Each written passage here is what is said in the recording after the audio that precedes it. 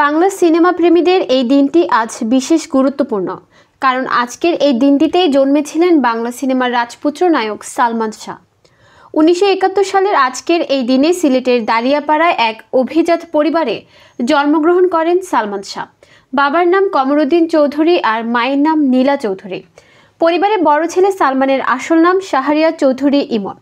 একসাথে রয়েছি দুজন, একজোড়ে বাঁধা দুটি প্রাণ। তবে ইমন নয়, চলচ্চিত্রে সালমান শাহ নামেই পরিচিতি পান তিনি।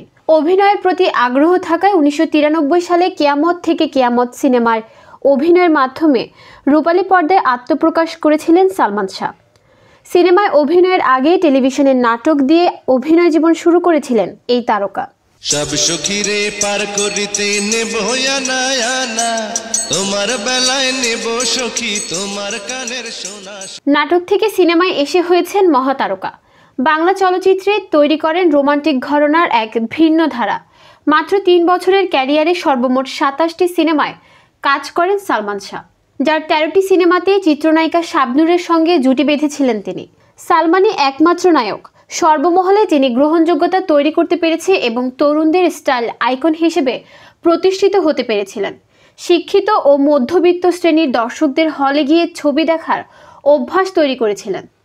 তাই সালমান অভিনীত ক্যারিয়ারের 27টি সিনেমার সবকটি ছিল ব্যবসা সফল সিনেমা। দক্ষ অভিনয়, সুদর্শন চেহারা আর বিশেষ স্টাইলের জন্য রাতারাতি দর্শক হৃদয়ে জায়গা করে নেন এই স্বপ্নের নায়ক।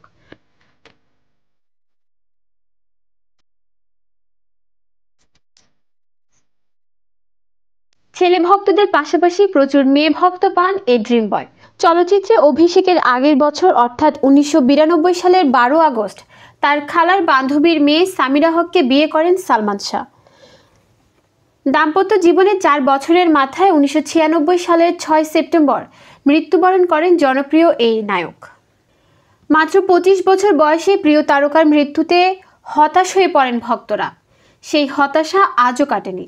বেঁচে থাকলে বাংলা সিনেমার এই সুপারস্টার আজ 53তম শুভ জন্মদিন পালন করতেন। দেখতে দেখতে তার মৃত্যুর 27 বছর পার হয়ে গেছে। তবে ভক্তদের স্মৃতিতে আজও অমলিন হয়ে আছেন স্বপ্নের এ নায়ক।